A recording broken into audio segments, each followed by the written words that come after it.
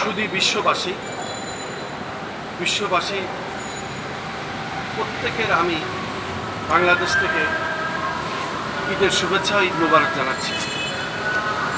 বিশ্ববাসীকে আমি বলতে চাই যে দেখুন, আমরা মুসলিম, সারা বিশ্বে আজকে মুসলিমরা নির্যাতিত হচ্ছে, নিষ্পেষিত হচ্ছে। আজ বাদে কালই আমাদের পবিত্র ঈদুল আজহা। এই পবিত্র ঈদুল আজহা, কুরবানির ঈদ, এটি মুসলমানদের সবথেকে বড় ধর্মীয় উৎসব এবং ত্যাগ। এই মহিমান্বিত ঈদুল আজহা, এই ঈদুল আজহা অর্থাৎ এই কুরবানি ঈদ, এই পশুকে কুরবানি আমরা দিই এই জন্যই আল্লাহর সন্তুষ্ট করার লক্ষ্যে, আল্লাহর নৈকট্য পাওয়ার লক্ষ্যে। কিন্তু আজকে আমি এই ভারাক্রান্ত হৃদয়ে আমাকে বলতে হয় যে আজকে মুসলমান আমরা, কিন্তু আজকে ফিলিস্তিনি মুসলমান কোথায়? তাদের ঈদ কোথায়? ফিলিস্তিনিরা আজকে কী অবস্থায় আছে? নারী, শিশু, পুরুষ এসব দেখা দেখি নাই। নির্দ্বিধায় সেখানে নির্বিচারে তাদের উপরে নৃশংস নির্মমভাবে বোমার মাধ্যমে হত্যা করা হচ্ছে। তাদেরকে বিভিন্ন রকমভাবে নির্যাতন করা হচ্ছে, তাদের বিল্ডিং গুঁড়িয়ে দেওয়া হচ্ছে। হাসপাতালে যে তারা নিরাপদে চিকিৎসার জন্য যাবে, সেই হাসপাতালও গুঁড়িয়ে দেওয়া হচ্ছে। এখানে ত্রাণের জন্য হাহাকার, নেই পানি, নেই খাদ্য। সেখানে ফিলিস্তিনি মুসলমানরা, শিশুরা যেভাবে নির্যাতিত হচ্ছে, বিশেষ করে বিশ্ববাসী দেখছে না। আসলে জাতিসংঘ কী করে? জাতিসংঘের কী কাজ? এই মুসলিম বিশ্ব কী করছে? জাতিসংঘ কী করছে? তাদের কোনো রকম কোনো জীবনের নিরাপত্তা নাই। এই ফিলিস্তিনিদের কে দেখবে? আসলে জাতিসংঘ কিসের জন্য? জাতিসংঘ এটা চোখে দেখে না। তাদের বিচার কোথায় আসবে?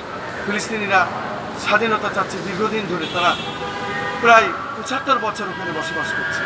তাদের স্বাধীনতা ঘোষণা করা হোক। আমি বাংলাদেশ থেকে আমি বারবার এই আহ্বান জানিয়ে আসছি যে ফিলিস্তিনিদের স্বাধীনতা ঘোষণা করা হোক, তাদের সার্বভৌমত্ব ফিরিয়ে দেওয়া হোক।